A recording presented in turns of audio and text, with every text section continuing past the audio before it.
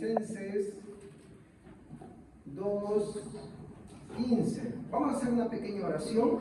Amén. Padre, te damos gracias en esta noche por habernos reunido, por habernos traído a tu casa. Señor, venimos para adorarte, para exaltarte, venimos para escuchar tu palabra. Señor, acudimos ante ti porque recurrimos de ella, necesitamos de ella, Señor. Ayúdanos a poder ser transformados cada vez más por tu palabra. Ayúdanos a recibirla. Ayúdame a mí a poder darla a tu público, Señor, a tu iglesia, Padre Santo. Te lo ruego, Dios mío, para que podamos crecer cada vez edificados en nuestra fe, Señor, que es en Cristo Jesús. En el nombre de Jesús te pido estas cosas. Amén. Tomemos asiento, hermanos. Bueno, ya pasó, pero para nosotros no pasó. ¿Qué hemos celebrado ayer? Día de la Reforma Protestante, ¿no? Y hermanos, esto de la Reforma Protestante y del aniversario debe ser un énfasis más fuerte que estar peleando con la calma. Porque al final el mundo es el mundo y el mundo, pues eso no le interesa. Y nosotros no tenemos por qué perder el tiempo en eso. ¿Por qué? Y es algo que vamos a entender hoy día. Ustedes han dado cuenta que ya hace varios años yo abandoné el tema del Halloween porque me parece infructífero para la iglesia, ¿no? ¿Por qué? Porque hay temas más importantes. Por ejemplo, que vamos a tratar hoy día. Y es la continuación del tema que hemos tratado la semana pasada por el mes de la Reforma Protestante. El tema de esta noche se llama Biblicismo versus sola Escritura. Y es que acá, hermanos, quiero que entendamos una de las razones por el cual la Reforma Protestante se destacó. Y era porque constantemente en los escritos de ellos destacaba el hecho de la autoridad de las Escrituras, ¿no? Entonces, vamos a dar lectura al texto que citan esta noche. Por favor, si lo tienen, pueden leerlo, por favor, 2 Tesalonicenses capítulo 2, versículo 15. Así que, hermanos, estad firmes y retened la doctrina que habéis aprendido, sea por palabra o por carta nuestra. Muy bien. Ahora, yo tengo un objetivo único en esta noche, y es que, como tratamos la semana pasada, y yo quiero culminar, si Dios quiere, si posible, y ustedes me ayudan, ¿no? El tema de qué es la sola Escritura. Porque hoy en día, en nuestros días, hay un gran error sobre lo que es la sola Escritura. Y es que queremos entender la sola Escritura por las palabras que están expresadas ahí y no por lo que en su contexto quería decir. Y ahí está el problema de todo. Y también voy a mostrar hoy día las consecuencias. Espero que pueda hacerlo, sí. No voy a tratar de escribir mucho para poder llevarlo a cabo. Así que les pido a ustedes que estén atentos, ¿no? Entonces, lo que voy a hacer acá, para empezar, es un pequeño resumen. Obvio, muchas de las cosas que yo hoy día estoy mencionando, ya las mencioné la semana pasada, y yo solamente voy a ir así, encimita, mencionando nada más, ¿ok? En primer lugar, habíamos visto qué es la sola Escritura. Y cuando hablamos de qué es la sola Escritura, ¿qué dijimos que era?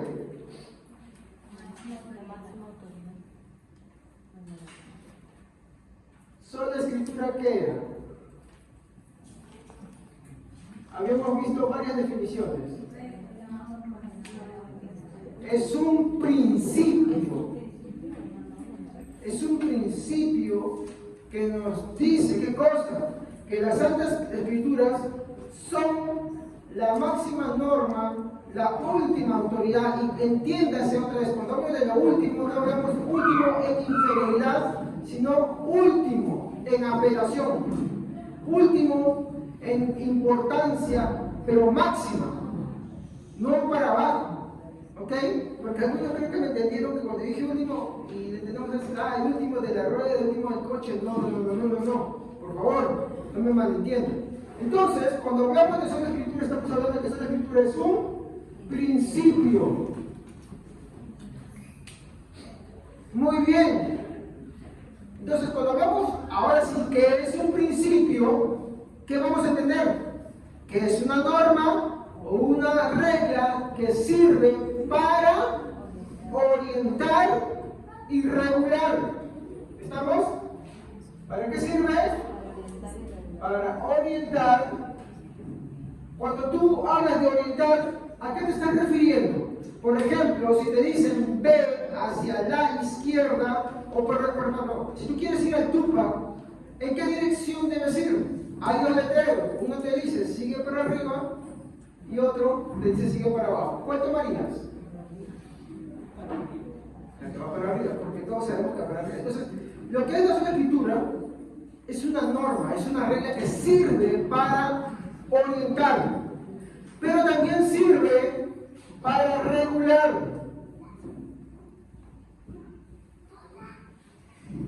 ¿Regular qué cosa? Por ejemplo, cuando hay conflictos, cuando hay dudas, ¿qué hacía el principio de la escritura? Regulaba. Muy bien. ¿Qué más hablamos entonces? ¿Qué enseña el principio de la sola escritura? ¿Que ella es qué cosa? Perdón. Máxima autoridad.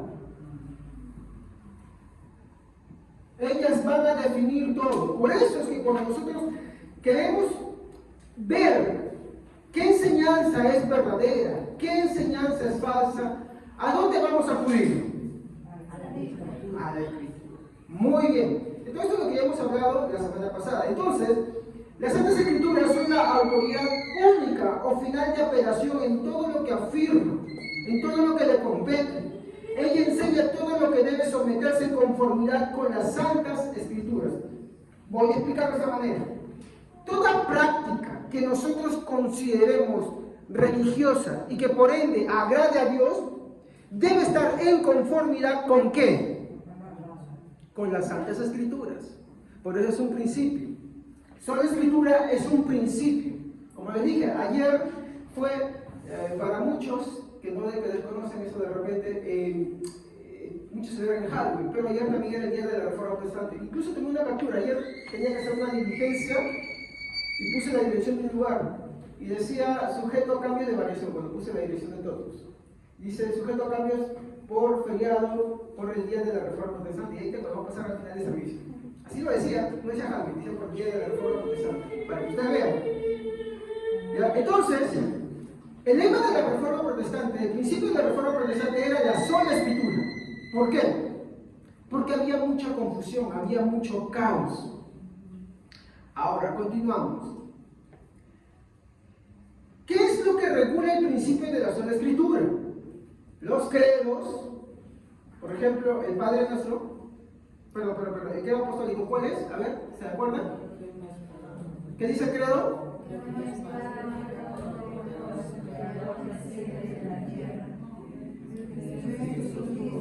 Muy bien, el segundo punto. Creemos en Jesucristo. ¿Por qué estábamos estudiando este punto? Porque había muchos otros que decían que Jesús no era Dios. ¿Me comprenden? Entonces, los creos servían para afirmar esto. ¿Qué más? Habíamos hablado en tercer lugar sobre algo.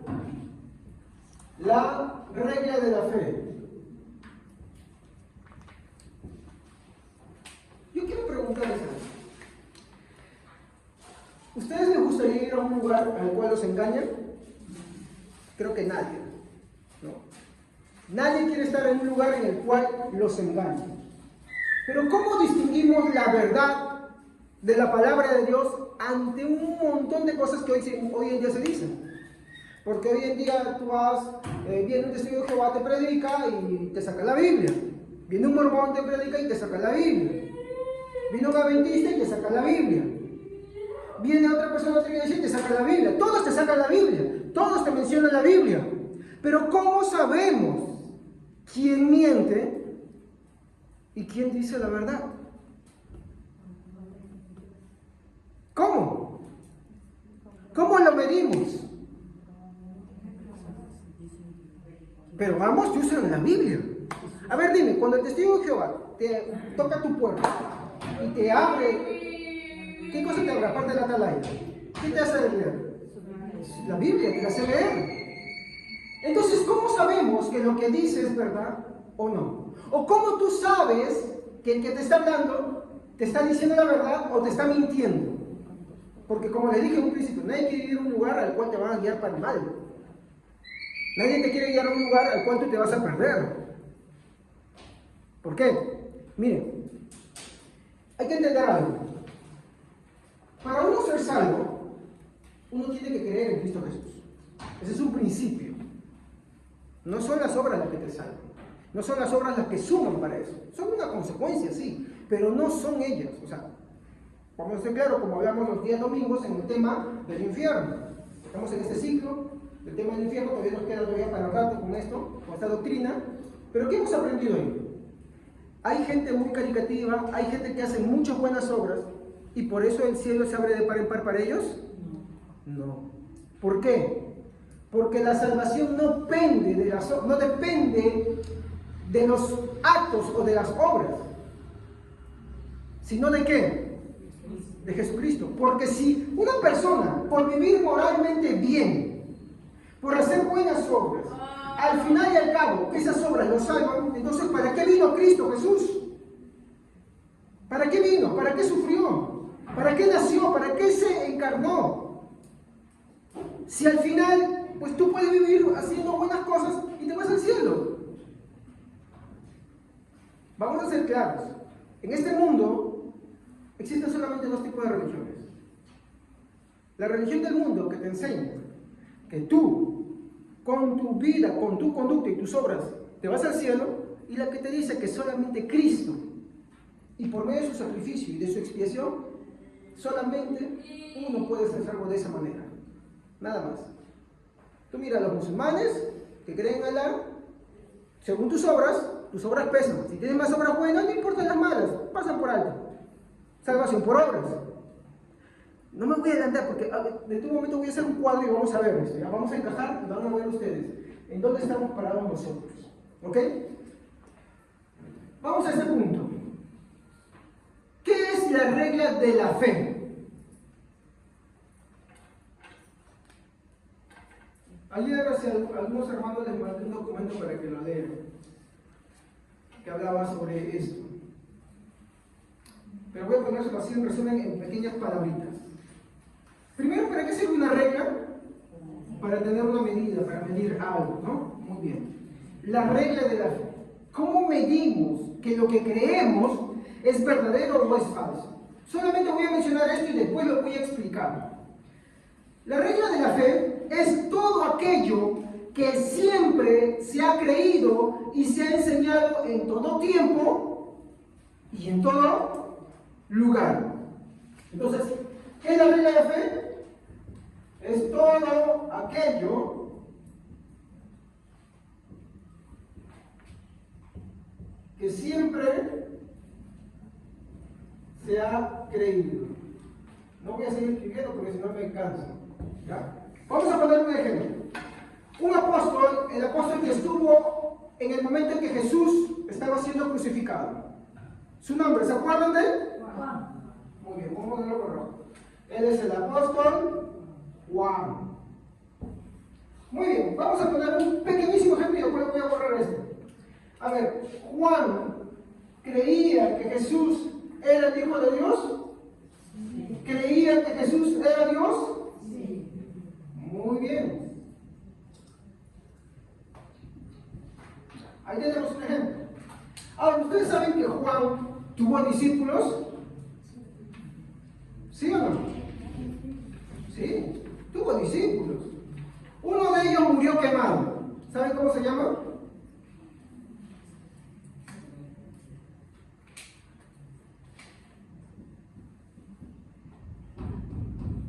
Policarpo. ¿Qué creen? ¿Policarpo creía que Jesús era Dios? Obvio, era el discípulo. También creía lo mismo. Muy bien. Pero Juan también tuvo otro discípulo que vivió un poco más que él. Bueno, porque la vida moría, hay que ser sincero. ¿Cómo se llamaba? Ignacio. ¿Y qué creen? ¿Él creía que también Jesús era Dios? Muy bien, también creía lo mismo. Y a su vez Ignacio tuvo otro discípulo. ¿Creían también que Jesús era Dios? También. Tenemos ahí una continuidad de enseñanza. ¿Qué pasa cuando una enseñanza aparece mucho más adelante y no en el inicio? ¿Hay una continuidad en la enseñanza? No, ya no hay una continuidad. Por eso es que en el siglo III, un hombre llamado Arrio agarró y dijo: Jesús es un ángel, Jesús es un ser creado, Jesús no es consustancial con el Padre, Jesús no es eterno porque Él no vivió antes, Él fue creado. Y esa enseñanza hoy en día le enseñan los testigos de Jehová y algunos adventistas y también algunos que se dicen cristianos. Arrio, en el concilio de Nicea, fue condenado como hereje. ¿Entienden? Y su enseñanza no se puede rastrear así, de esta manera, a través de los discípulos de los discípulos. No hay una continuidad, o sea, no hay una regla de la fe para medir. Por lo tanto, tachado. Entonces, así se hace con todas las enseñanzas. ¿Ok? Ya. Pero vamos a poner esto con algo más cercano a nosotros todavía. A ver. Para esto, por favor, quisiera que me lean el texto principal de 2 Tesalonicenses 2:15. Y hemos visto que la regla de la fe o la regla fide es todo aquello que siempre se ha creído y se ha enseñado en todo tiempo y en todo lugar. Amén. Así que, hermanos, estad firmes y rehaced la doctrina que habéis aprendido, sea por la palabra o por carta nuestra. ¿Qué dice? Retener. ¿Qué cosa? Mi versión dice: hermanos, estén firmes, retengan. ¿Qué cosa? La doctrina. ¿Qué quiere decir? Que hay que retener. Hay que retener. ¿Ok? Hay que retener. No hay que dejar. Miren, continúo con el texto, dice: así que, hermanos, estad firmes y retened la doctrina que habéis aprendido. ¿Qué dice el apóstol Pablo en Corintios 15:3? Porque yo os enseñé lo que asimismo recibí. Ese es uno de los primeros credos de la iglesia. ¿Qué es un credo? Lo que agarramos y confesamos. ¿Saben dónde vemos la regla de la fe básica? En el credo apostólico. Ahí lo vemos. Sí, no es un invento de la Iglesia Católica Romana, por si acaso. No es un invento de la Iglesia Católica Romana. Porque ese credo está en el inicio de la era cristiana. ¿Y servía para qué? Para que cuando alguien se iba a bautizar, pues por ejemplo, la locura de un hombre que decía que el padre era malvado, miren, por tantas cosas que dijeron, que el padre era malo, ¿cómo empieza el credo apostólico? Creo en Dios Padre, creador del cielo y de la tierra. Por ahí otro ejemplo antes. No, Jesús no es Dios. Creo en su Hijo Jesucristo. ¿No? Otra por ahí negaba al Espíritu Santo. Creemos en el Espíritu Santo. Otra por ahí decía, como les mencionaba la vez pasada, le estaba leyendo, ¿no? Mencionaba que decía, no, que Jesús no fue concebido por obra y gracia del Espíritu Santo, sino que María era una meretriz y que fue violada por un soldado romano que se llamaba Pantera y su tumba existe, ¿no? Y Jesús se preguntó eso, por eso los fariseos le decían que tú eres hijo de fornicación, así le decían. Y le dice creo, y por eso creo dice, creo que nació de Virgen María, por obra y gracia. ¿Por qué creo servía? ¿Para qué? Para purgar las herejías, las blasfemias en contra de Dios.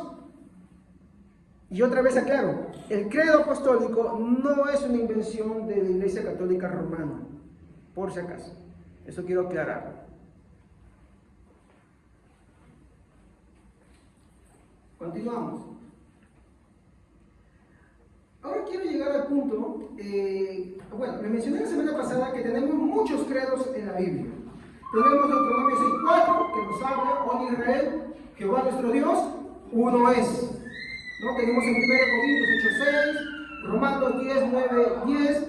A ver, por ejemplo esta, 1 Corintios capítulo 15, versículo 3 al 4. Este es uno de los credos más antiguos.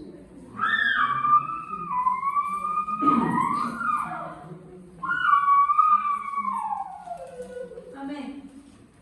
Porque primeramente os he enseñado lo que asimismo recibí, que Cristo murió por nuestros pecados conforme a las Escrituras, y que fue sepultado y que resucitó al tercer día conforme a las Escrituras, y que padeció a Cefas y después a los 12. Muy bien. Ese es uno de los credos más antiguos del cristianismo. ¿Y qué creen que combatía ese credo? ¿Por qué creen que se mencionaba? Porque había muchos, como los fariseos, que decían que Cristo no resucitó. ¿Han visto la película Semana Santa? ¿Han leído la Biblia? ¿Qué le dijeron a los soldados? Digan que su cuerpo fue robado por sus discípulos. Por eso desde muy temprano estaba ese credo. Está escrito en 1 Corintios, capítulo 15, versículo 3 al 4. Que Cristo murió conforme a las Escrituras y resucitó al tercer día conforme a las Escrituras. ¡Oh! ¡Y qué maravilla! Esa porción también la tenemos en el credo apostólico. Y como vuelvo a repetir, el credo apostólico no es una invención católica romana. Porque el catolicismo romano, como el que hoy conocemos, hermanos, no aparece hasta después del siglo 7 u 8.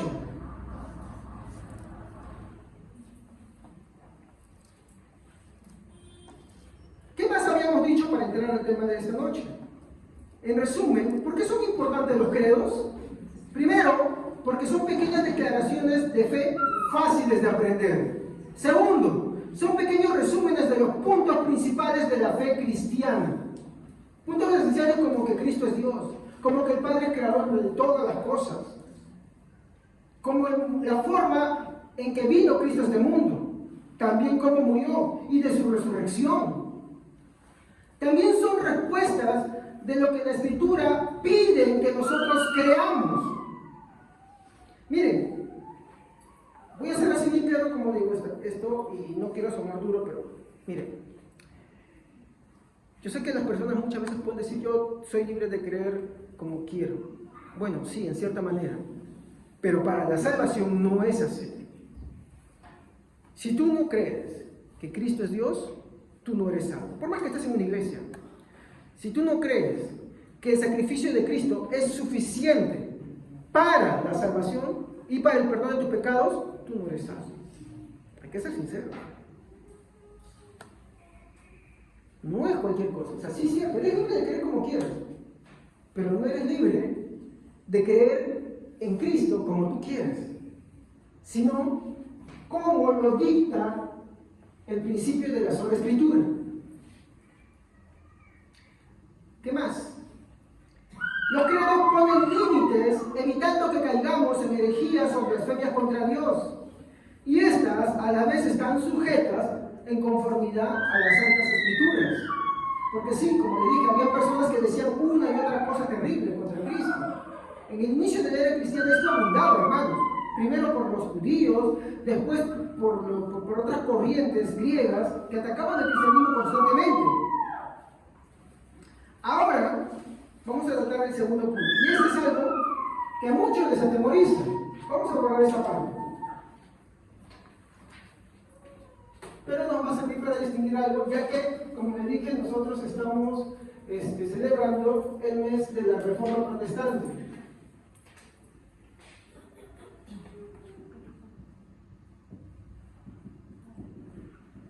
A ver, quiero preguntar, ¿qué es lo que los católicos romanos siempre dicen con respecto a la tradición?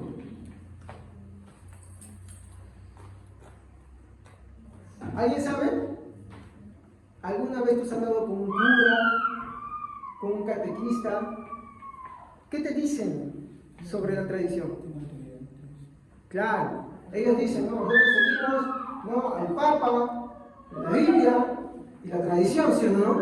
Y para ellos están en el mismo nivel, ¿sí o no? Es lo que te dicen, ¿no? Y ellos dicen que lo que ellos creen los avala la tradición. Ahora, yo les quiero hacer otra pregunta acá. ¿Cómo saben que esa tradición es verdadera? ¿Cómo la saben? ¿Cómo pueden comprobar que eso es verdad? Y para esto, bueno, no soy muy bueno haciendo esto, pero voy a intentar hacerlo. Voy a hacer un cuadrito.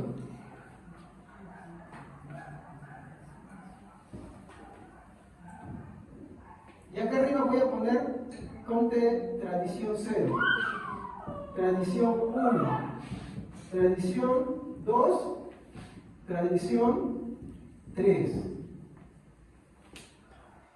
Y ustedes me van a decir, hermanos, ¿dónde nos ubicamos? Ahora, para que no se asusten, la palabra tradición sí está en la Biblia, pero depende de, hay una buena y una correcta.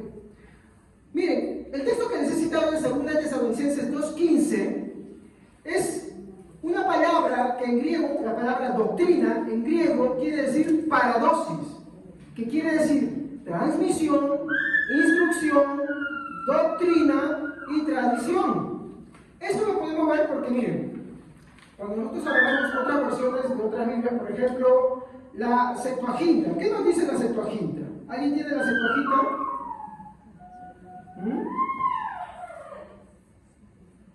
Yo la leo.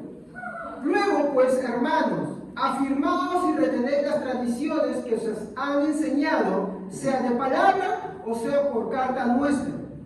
Mi versión favorita, la Biblia Española de 1975, dice: por tanto, hermanos, sigan firmes, mantengan las tradiciones que les enseñamos de palabra o por carta. Según la Biblia, ¿a qué es igual tradición? Doctrina. Porque recuerden, la Biblia fue escrita en griego. Y puede ser que la palabra signifique enseñar, tradición o doctrina. Entonces, es una palabra intercambiable. Ya que los católicos romanos siempre usan, porque miren, ¿por qué digo esto? Y me estoy agarrando, porque está hablando con la Iglesia Católica Romana, porque el tema de la reforma protestante tuvo que ver con eso. Los reformadores se levantaron, Lutero, Calvino, Zwingli, todo lo que le siguieron, John Owen, como todos, se levantaron contra la Iglesia Católica Romana, aunque ellos no fueron los primeros. ¿Ya? Muy bien. Entonces, para esto, quiero hacer este pequeño ejercicio. ¿Ya? Vamos a poner, en este caso, a una iglesia acá. Voy a empezar por acá. No por acá todavía, pero para que ustedes vayan ubicando. A ver, esta iglesia cree que el Papa es la máxima autoridad. ¿De quién cree que estaría refiriendo? Cree que el magisterio lo define todo. ¿A quién creen que me refiero? A la Iglesia Católica Romana. Muy bien. Nosotros le decimos romanistas o papistas. ¿Por qué? Porque para ellos no es la Biblia lo que te define. Por ejemplo, ¿qué es lo que ha dicho Francisco Ferrari hace poco? La fiducia en súplica. ¿Qué es la fiducia en súplica? ¿Qué dice fiducia en súplica? ¿Alguien sabe? Que ahora las parejas del mismo sexo pueden ser bendecidas tal cual como una pareja normal, o sea, que se pueden casar. Y hoy tienes curas en los Estados Unidos oficiando matrimonios con parejas del mismo sexo. Cuando la Biblia prohíbe eso. Entonces, ¿qué vemos acá? Vemos que la Iglesia Católica Romana se rige bajo el principio de la sola Escritura o bajo el Papa. Y esto es lo que pasaba en el año de 1500 tantos. El Papa definía lo que debías creer. Si él decía que para tú ir al cielo tienes que pagar, porque ese fue la gotita que le rebalsó todo, que tú tenías que pagar para sacar a tu pariente del purgatorio y vaya al cielo, pagabas. Entonces, eso es una de las cosas que vamos a ir viendo en este momento. ¿Qué más? A ver. Cuando ellos dicen de tradición, uno puede decir, bueno, como me respondió, ¿no? Costumbre, y tú puedes tratar porque, alguien la practicó, ¿no? ¿Se acuerdan que les hablé de la regla de la fe? Y puse ejemplo, ¿no? El apóstol Juan, un discípulo y otro discípulo, y su enseñanza continúa siendo, ¿no? Por ejemplo, ¿qué cree la Iglesia Católica Romana? ¿Asunción de quién? María. Pregunto, en el siglo I, siglo II, siglo III, ¿quién creyó y predicó la Asunción de María? ¿La predicó Juan? ¿La predicó Ignacio? ¿La predicó Policarpo? ¿La predicó Pablo? Es más, Juan nunca menciona a María.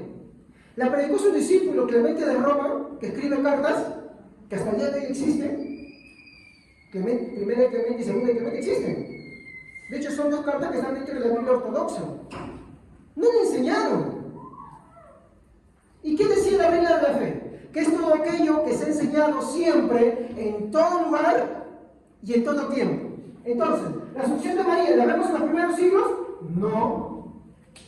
Otra. Por ejemplo, la Eucaristía con solo pan. Cuando tú vas a la Iglesia Católica Romana y te pasan la Eucaristía, ¿qué es lo que te dan? La hostia. ¿Y el vino? ¿Te dan el vino? ¿Se han preguntado? ¿Y con qué es la Eucaristía? Eucaristía es Santa Cena, no hay que tener la palabra esa. Por eso, cuando un cristiano me dice que se va a ser católico romano, yo digo, pero no te has metido, hijo. A ver.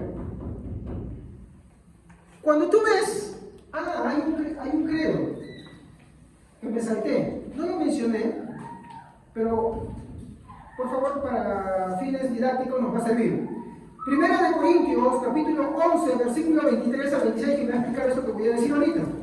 Primera de Corintios, capítulo 11, versículo 23 al 26. Alguien que tenga bastante fluidez para leer, por favor, y hable fuerte, alto, que hable alto, que se escuche todo, que lo lea, por favor, para que todos lo escuchen. Amén. Las enseñanzas que les traigo son las mismas que recibí del Señor. Escuchen. La noche en que el Señor Jesús fue traicionado, tomó pan y después de dar gracias a Dios, lo partió y dijo: este es mi cuerpo que doy por ustedes, cómanlo como recordatorio de mí. ¿Qué más sigue? Sí. De la misma manera, después de comer, levantó la copa de vino y dijo: esta copa es el nuevo pacto entre Dios y su pueblo, que es sellado con mi sangre. Cuando beban el vino de esta copa, háganlo para recordarme. ¿Cómo empezó el versículo? Que yo os he enseñado lo mismo, lo que asimismo yo recibí. Que él está continuando una enseñanza, una doctrina. ¿Y cuál es esa doctrina? La doctrina de la Santa Cena o la Eucaristía, por así decirlo. Pero hoy, cuando tú vas a comulgar, si tú vas, por ejemplo, de acá te vas a una misa, ¿qué es lo que te dan a ti? Te dan solamente el pan. No te dan el vino. ¿Qué pasó con el vino? Se lo toma el cura, dice. Bueno, sí, es verdad, se lo toma el cura. ¿Saben, hermanos, que eso fue denunciado en los primeros siglos? Ni Agustín de Hipona, ni Tomás de Aquino, y no les hablo porque me lo han mencionado, sino porque yo lo he leído también esto. Ellos denunciaron esto, porque esa práctica ya había con personas que agarraban y querían dar un solo elemento.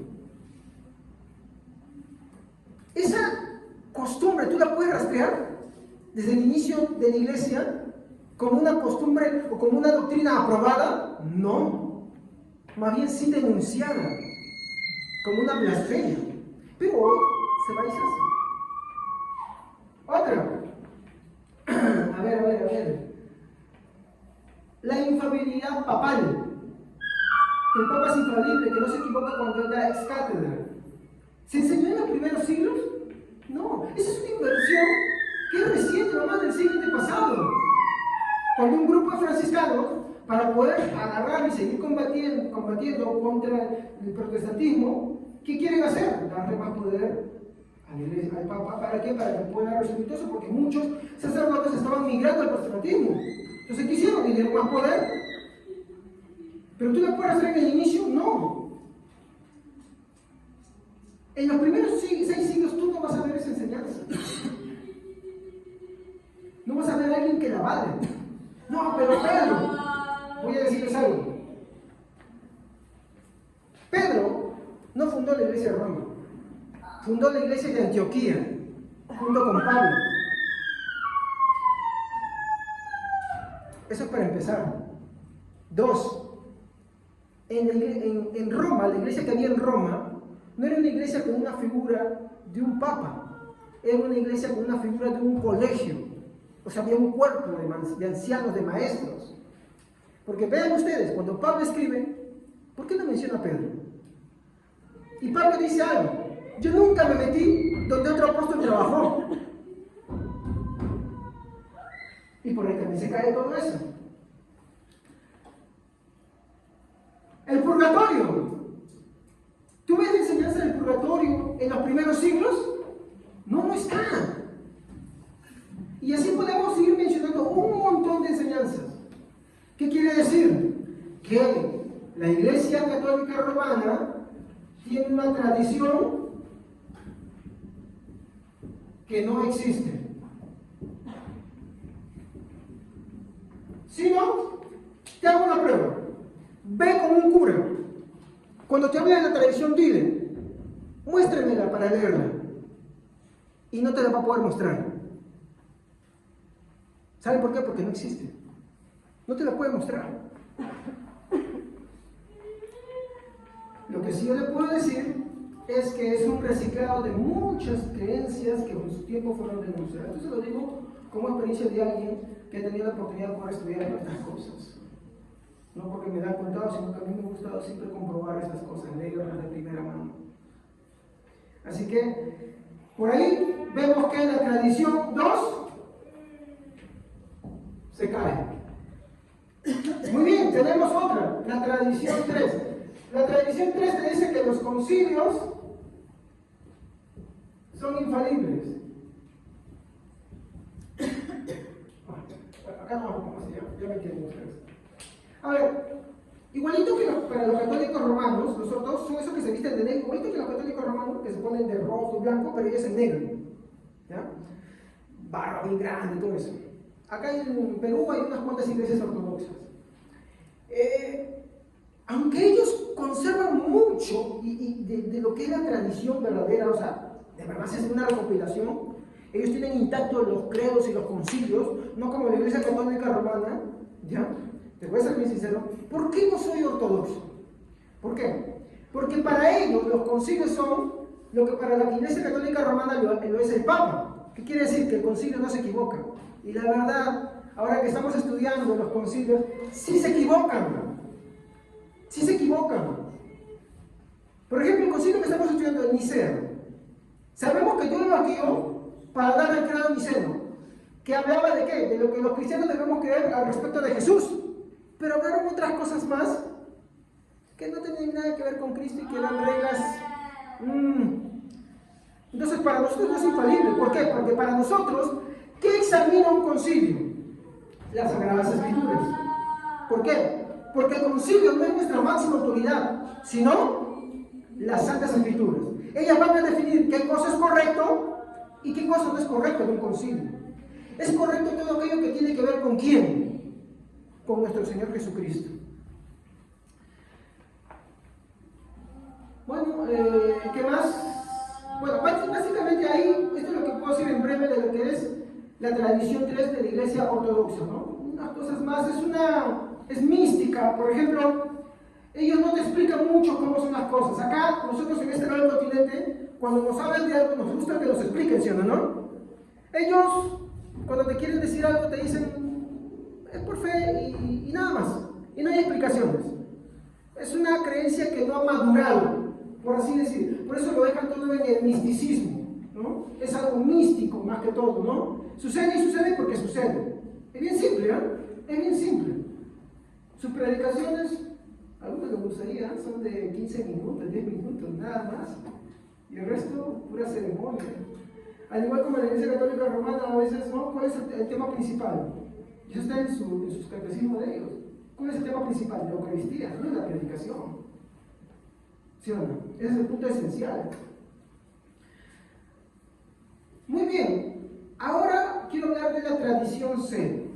En la Reforma Protestante hubo un grupo que se llamó la Reforma Radical.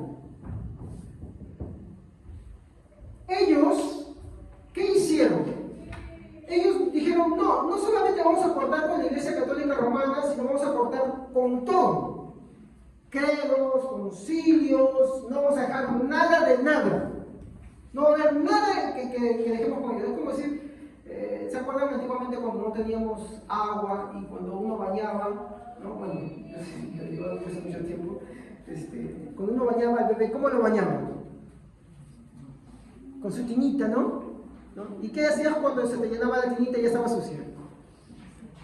Botabas el agua sucia, ¿no? Imagínate que al botar el agua sucia botas al niño. Eso es lo que hizo la Reforma Radical. Botó las cosas malas, pero ¿con qué más? Con todo lo indispensable, con el niño. O sea, ella dijo, bueno, como la Iglesia Católica Romana está mal, como esto es un desastre, es una desgracia, vamos a romper con todo, no va a haber nada. Entonces, ahí van a aparecer lo que se llaman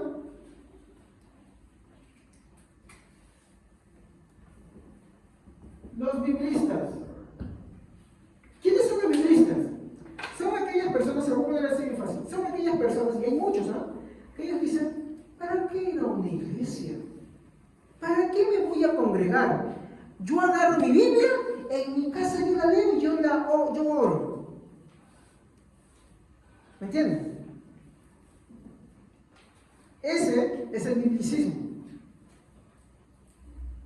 Y ellos dicen, no, porque para mí solamente es importante solamente esto y punto y nada más. ¿Saben cuál es el problema de eso? Porque ellos, mi hermano, el primer punto principal, a ver, vamos a hacerlo bien práctico. Vamos a hablar de alguien que, por ejemplo, quiere aprender una materia, matemáticas.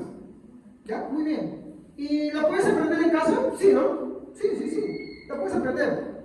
Pero digamos que además es una materia un poquito más complicada. Álgebra. Ya, bueno, el álgebra es amigable, ¿sí? Hasta el hermano Javier la dominó y eso que yo y las matemáticas no nos llevamos bien, ¿ya? Aunque hemos hecho las pases pero no nos llevamos bien, ¿ya? Pero digamos ya, avanzamos a algo más terrible, que fue mi terror, trigonometría. Es una mezcla de, creo, la aritmética y la geometría y te sale el fuego así como Gohan y Gotes fusión, igualito, Goku y Vegeta, ¡qué terrible! ¿Cuántas veces habré jalado eso? Pero imagina, tú quieres aprender eso, ya, vamos a algo más complicado, no sé qué más hay de complicado en matemáticas, no sé, porque yo ya no fui más allá. Pero tú puedes agarrar física, tú puedes agarrar, pues en la química sí me gustaba, no sé por qué, pero bueno. Pero tú solo puedes agarrar y aprenderlo todo en casa. Tú mismo, o sea, vas avanzando en complejidad, en cosas más específicas, más elaboradas, puedes tú solo dominarlas y teniendo un tiempo delimitado también. Ese es el problema de los que son biblicistas. Ellos agarran, ¿no? Y dicen, bueno, yo en la Biblia, yo no necesito una iglesia, no necesito un pastor, no necesito que nadie me enseñe. Yo y Dios. Ellos leen la Biblia desconectados de toda la historia del cristianismo en cuanto a su doctrina. ¿Saben cuál es el problema? Que gracias a esto agarran y reviven mismas herejías. Porque el biblicista es para él su propio papa, es él su propio intérprete. Él lee y lo que él agarra quiere creer, lo va a creer. Como les digo, mi hermano, la Biblia es usada también para enseñanzas terribles. No porque la Biblia se equivoca, sino porque uno, cuando toma la Biblia y usa solamente la razón o la experiencia,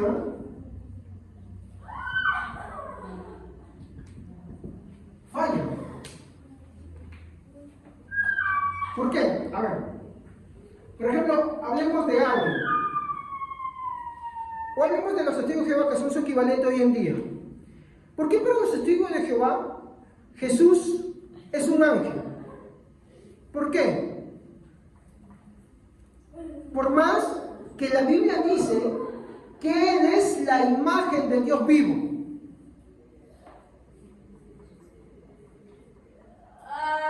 ¿Por qué?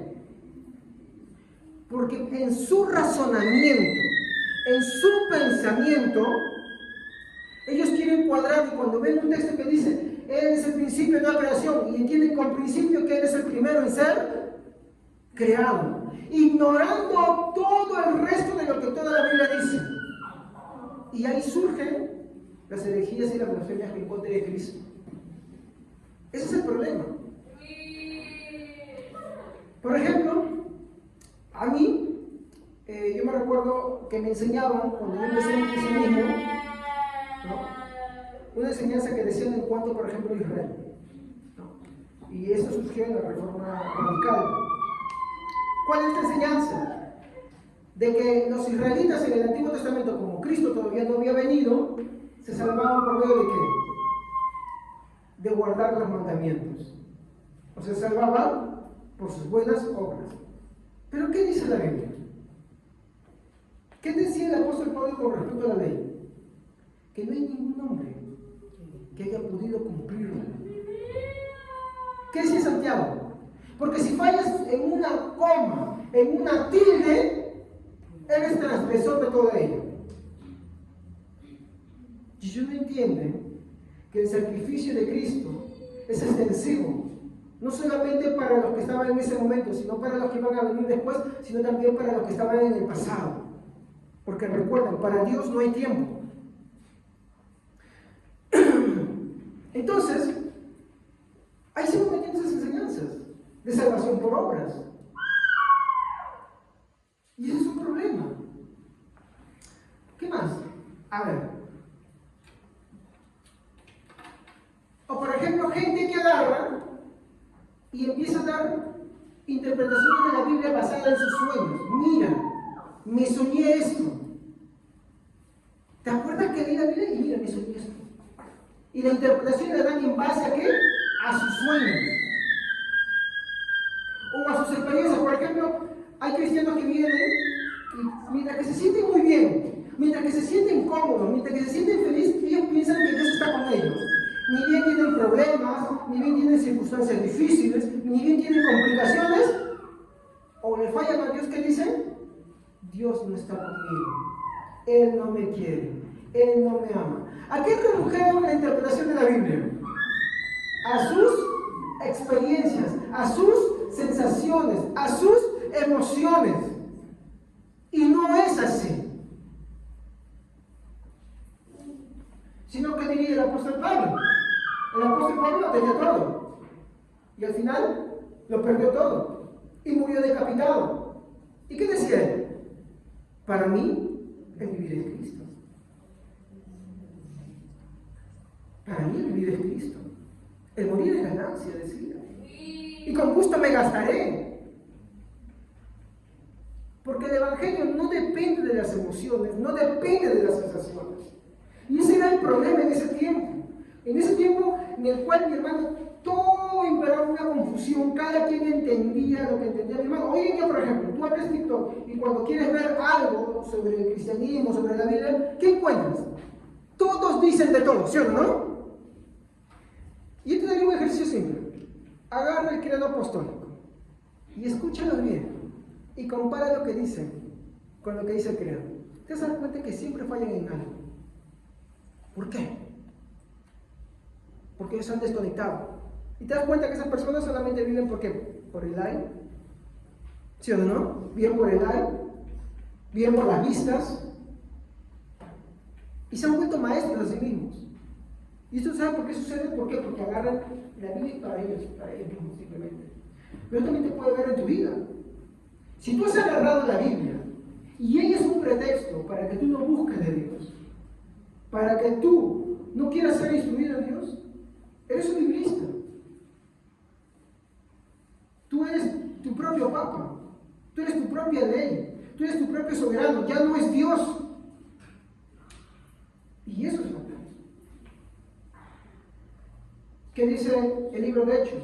y cada día perseveraban en las casas partiendo el pan y perseverando en la doctrina de los apóstoles.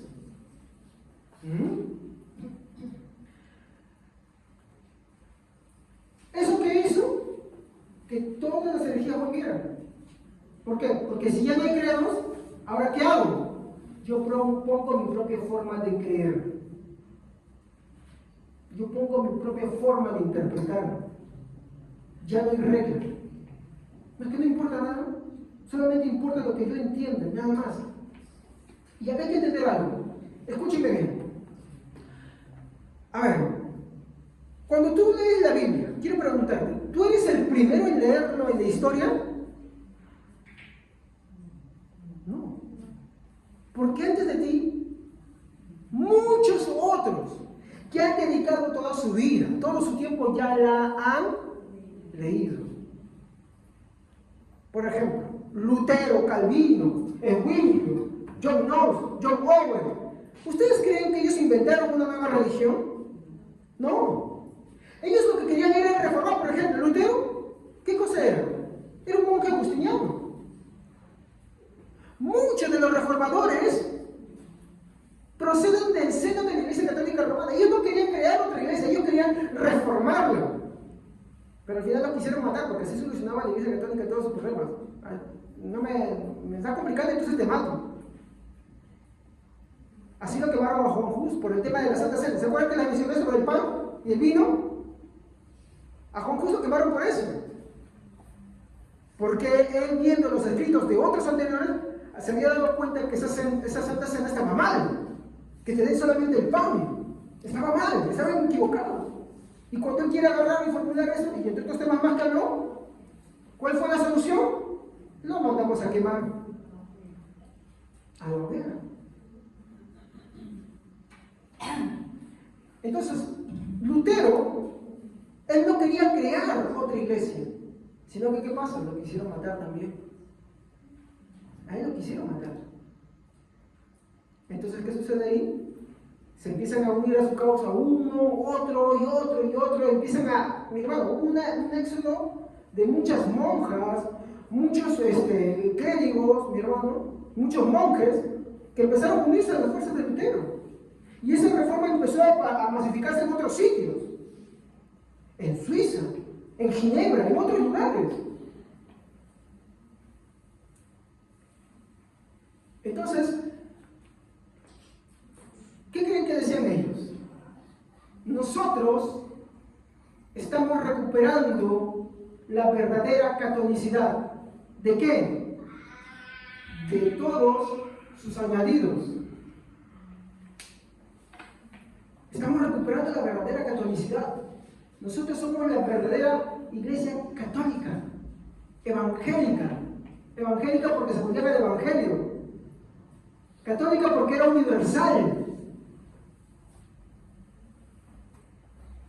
Continuamos. Acá se han dado cuenta, ¿no? Bueno, acá va a haber herejías, allá son los concilios, acá bueno, el tema de la Iglesia Católica Romana, y falta la tradición 1, ¿no? Bueno, ¿qué es la tradición 1? Es la tradición del protestantismo, o sea, de los evangélicos. ¿Y qué lo caracteriza? Porque ellos tienen como un lema esto: sola escritura y la regla de la fe. A ver, ¿qué es la escritura? Que la palabra de Dios es la máxima autoridad de fe y conducta y gobierno. ¿Y la regla de la fe qué cosa es?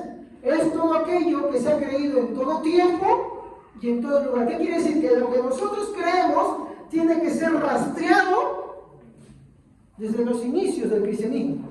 Y tiene que haber sido continuado, o sea, tiene que haber habido una hilación. En el caso de la reforma radical, se rompe.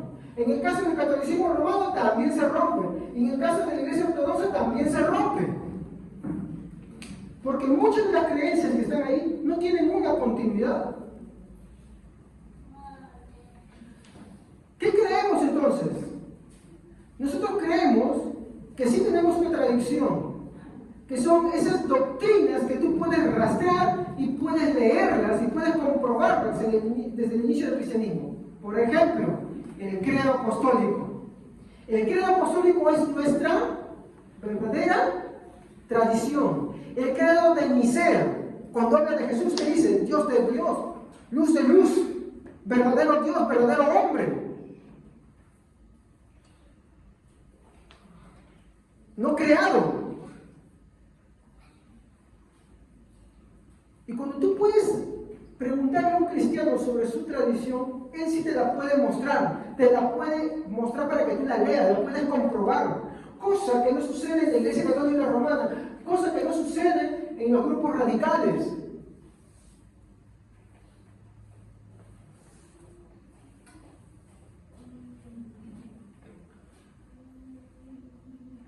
Esto a la vez también lo podemos confirmar a través de los primeros concilios que trataron los temas cristológicos, o sea, sobre Cristo, ¿no? Y lo hemos resumido, esa regla de la fe, lo hemos resumido en qué cosa? En el credo apostólico, ¿no?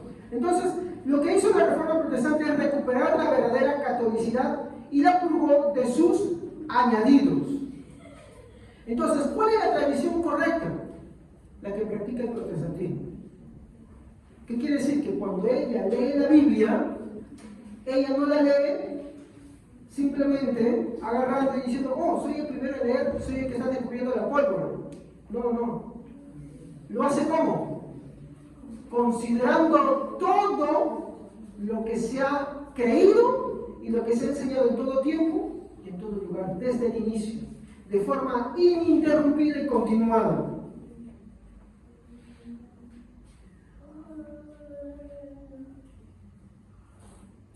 Muy bien, acá quiero hacer una reflexión.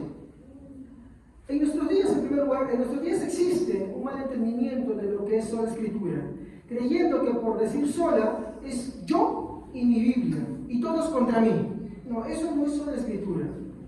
En segundo lugar, aparte de lo que ya he mencionado, también se observa cómo la sola escritura es la autoridad final que regula todo. Cuando nosotros vemos los concilios, lo regula. Tomamos de ella lo que está conforme a la escritura y desechamos lo que no, como dice la Biblia, ¿no? Reciban lo bueno y desechen. ¿Y qué es lo que desechamos? Lo que no está conforme. Muy bien. ¿Y qué recibimos? Aquello que sí está conforme. Por ejemplo, nuestra Santa Cena tiene dos elementos, tiene el pan y el vino, es conforme. La Santa Cena Católica Romana, ¿por qué no la recibimos? ¿Está conforme o no está conforme? No está conforme. Esa es la regla de la fe. ¿Se dan cuenta? Es bien sencilla, bien simple. La enseñanza tiene que haber sido continua y tiene que estar conforme. Por eso se dice que la Biblia es la máxima autoridad. ¿No? Por eso es el principio de sola escritura. No quiere decir que desecha las otras cosas, no, sino que todo lo va a regular. Porque hay cosas primarias y hay cosas secundarias. Por ejemplo, la administración de la iglesia. A ver, ¿es pecado por tocar una guitarra? ¿La Biblia lo dice? No lo dice.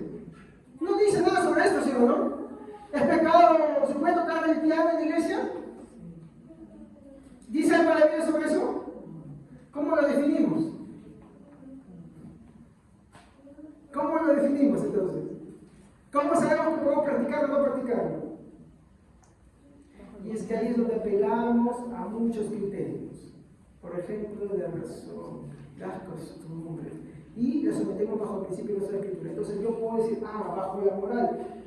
Si está en la iglesia, solamente toco cosas para la iglesia y para la adoración pública. Y si me pongo a tocar otra cosa acá, ya no, pues, si quieres hacerlo en tu casa, ¿no? Pero en la iglesia no, porque cumple un fin, se dan cuenta. ¿Y qué estoy haciendo ahí? Uso del principio de la escritura. ¿Cuál es el principio? Que todo es para la adoración de Dios. ¿Se dan cuenta? Así se van buscando las cosas. Bueno, estoy tratando de hacer un poquito simple esto, es un poco difícil porque es un tema bien amplio. ¿Ok? En tercer lugar, quiero preguntarles, si sola escritura como un principio regula todo lo que he mencionado, dime, lugar, ¿piensas acaso que nada puede regularte a ti? ¿Mm? Por ejemplo, si tú te consideras un cristiano fervoroso de Dios, ¿debes congregar o no debes congregar? Porque yo conocí cristianos, y bien duros y tercos, y son biblicistas, que creen que no hay que congregar, y están en su casa, y para ellos es su casa, y arrastran con todas sus familias.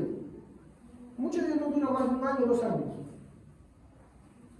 Yo te digo, ahí está Pablo el testigo, él me acompañaba a personas así. Pero díganme, ¿ustedes creen que es importante congregar?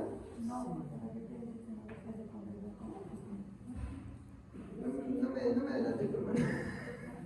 Yo me adelanto ya. Bueno, ya vamos a hacer. Si es importante congregar, y es necesario congregar para la edificación. Hebreos nos dice, no dejando de congregar como algunos tienen por costumbre. Y uno te diría, bueno, es un consejo, pero si tú continúas leyendo, vas a encontrar que él dice, en ese mismo versículo más adelante dice, no, porque Dios no tomará por inocente aquel que pisotee la sangre del pacto con la cual fuiste sellado. Lo tendrá por inocente. ¿Qué quiere decir? Que a Dios le desagrada eso. A Dios no le agrada para eso. Pero el biblista dice, no es importante, yo soy la iglesia, ya se acabó. Interpreta la Biblia como él quiere, él es su propio papa. Desecha el papa para hacerse amigo papa de su propia vida.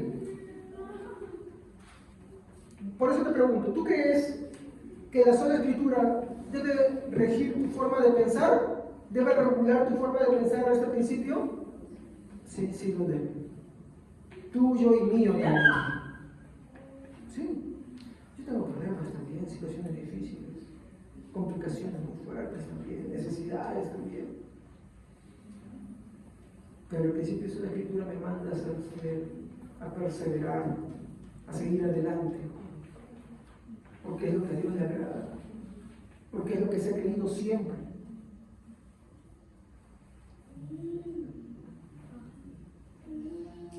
Quiero hacer algunas reflexiones más. Hay que entender algo. La escritura es lo suficientemente clara como para que los cristianos, con la ayuda del Espíritu Santo, y no sin él, sino con la ayuda del Espíritu Santo, seamos capaces de entenderla y encontrar lo que necesitamos para saber de la fe y la vida cristiana. Por ejemplo, la Biblia te habla claramente que el hombre es pecador. ¿Ok? Dice, por cuanto todos pecaron, todos están destituidos de la gloria de Dios. ¿Qué más te dice? Romanos nos habla, el hombre no quiere, no entiende, no busca de Dios. La Biblia es clara en eso. El Salmos, y tanto Pablo que hace eco de esto, dice, no hay justo ni aún uno solo. ¿La Biblia te lo muestra? Sí. ¿Es claro eso? Sí. ¿Está conforme a todo lo que se ha enseñado desde un principio? Sí. Desde Jesús incluso. Cuando Jesús, un joven rico, le dice, maestro bueno, ¿qué le dice Jesús?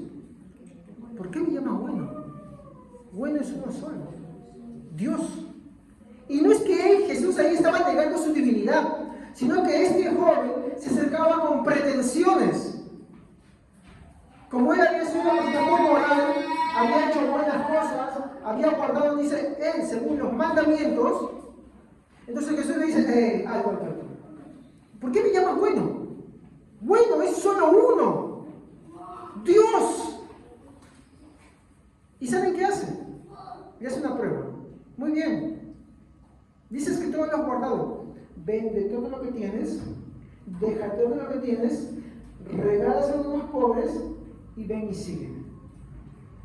Y dice que el joven se fue, triste. ¿Qué le demostró? Que en el primer mandamiento, ama al Señor tu Dios con todo tu corazón, con toda tu mente, con toda tu alma, con toda tu boca, ya había fallado. Y Jesús es claro. La Biblia es clara. La Biblia te expresa eso constantemente. Pero ¿qué sucede cuando uno acude a su propia interpretación y uno dice, bueno, yo hago buenas cosas, yo no hago nada malo, yo cuando veo a alguien necesitando lo ayudo, yo hago esto o hago lo otro? ¿Qué sucede en tales circunstancias? Uno se está salvando a sí mismo. ¿Y eso por qué? Porque tú mismo no te puedes pastorear, porque tú mismo no te puedes educar, porque tú necesitas de la iglesia, porque la Biblia no solamente se lee de forma individual, se lee con la iglesia. Mira lo que dice el libro de Apocalipsis: bienaventurado el que lee las palabras de este libro. ¿A quién cree que estaba apuntando? Aquella persona que en medio de la congregación hacía esto. Había una parte, en la iglesia primitiva había una parte, y se ponía a dar la lectura. Pablo le dice a Timoteo: entre tanto que vuelvo, lee la palabra, léela a los demás. Entonces, como le dije, la escritura es suficientemente clara con la guía del Espíritu Santo y no sin él, para que seamos capaces de entender y encontrar lo que necesitamos para saber sobre la fe y la vida cristiana. La Biblia es bien clara en eso. La Biblia no se complica.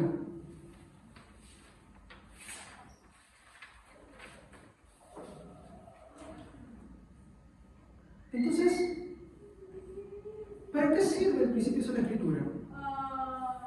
Para no ir tras errores. Con esto finalizo. Para el siglo IV, un hombre apareció y dijo: Cristo murió solamente para darnos un ejemplo. ¿Se han dado cuenta que hay gente que dice eso, no? Sí, hay que ser solamente el ejemplo. Cristo murió para un ejemplo. ¿Cristo murió para darnos un ejemplo? ¿O murió para salvarlo? Para salvarlo. Él dijo: no, el hombre no está corrompido. El hombre solamente está un poco enfermo. El hombre puede por sí solo. La gracia del Señor no es necesaria. El don de Dios no es necesario para la salvación. El hombre puede por sí solo.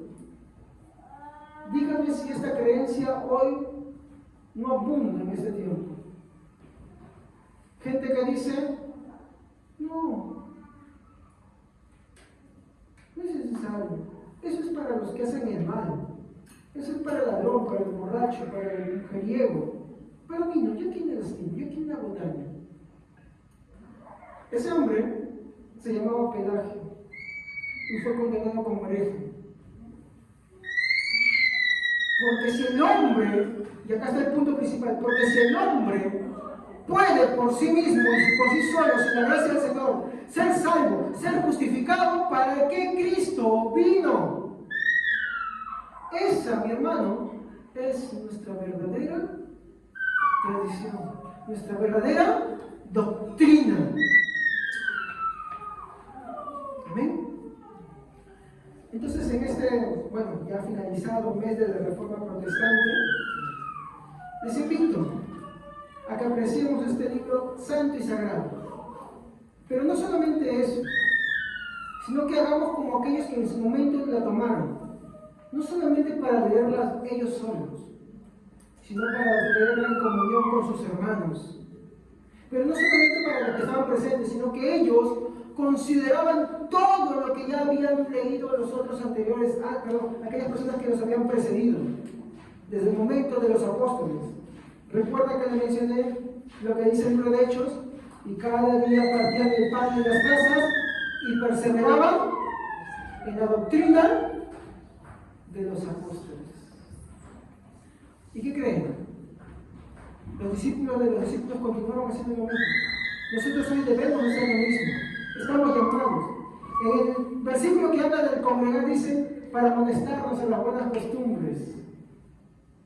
Por eso, hermanos queridos, en este mes que ya pasó de la Reforma Protestante, ayer que terminó, para de repente algunos, pero para nosotros siempre continúa esto, les invito a abrir la Biblia de una manera diferente, de una manera corporativa, no solamente individualista, sino corporativa. No solamente leas la Biblia en tu casa, léela en la congregación. Considera lo que se ha enseñado desde un principio. Es fácil. ¿Cómo lo hago? Agarra el credo apostólico, léelo, compáralo con tu Biblia. Fíjate en las enseñanzas fundamentales que están ahí. ¿Y saben qué dice también ahí? Creo en una santa la iglesia. Y no se asusten, porque la palabra católica ahí no es católica romana. Católica es la palabra en latín que quiere decir universal. Cuando ellos decían, soy católico, ellos estaban diciendo, soy de la iglesia universal. Martín Lutero decía, somos la verdadera iglesia católica. Nosotros hemos purgado la iglesia católica de sus añadidos. ¿Para regresar a qué? A la centralidad de la palabra de Dios. Amén. Porque ellas son emanada de Dios. Vamos a tratar de aquí. Padre, te doy gracias en esta noche. Te pido, Señor Jesucristo, que tú nos ayudes a valorar mucho tus escrituras, a que al leerla también no nos acerquemos de forma egoísta, pretendiendo que nosotros somos los únicos intérpretes y que lo sabemos todo, no, sino que aprendamos a valorar todo lo que se ha enseñado desde un principio. Ayúdanos, Señor, a admirarnos, ayúdanos, Señor, a tener ese interés. Señor, te ruego, Dios mío, que en este momento tú nos ayudes a comprender lo valioso que es tu palabra. No solamente como un libro escrito, sino como una norma de autoridad. No solamente para la iglesia, sino también para nuestra vida. Que nosotros no nos hagamos intérpretes únicos de ella. Que no agarremos para que justifiquemos nuestras conductas o actitudes con ella, Señor, como muchos la han hecho. Porque tristemente, sí, muchos agarrando la Biblia mataron. Han hecho muchas desgracias. Han hecho violencia, pero Señor, nosotros no, Señor, no, ayúdanos. Por eso te pedimos, Señor, que nosotros nos sometamos siempre a tus escrituras, no de forma individual, sino con toda la iglesia. Te damos gracias por todo esto y te pido, Señor, que nos ayudes a regresar esa centralidad de tu palabra, a valorarla como la máxima autoridad, incluso sobre nosotros también, porque nosotros no estamos excluidos. Que nuestra razón y nuestro entendimiento tienen que también ser juzgados.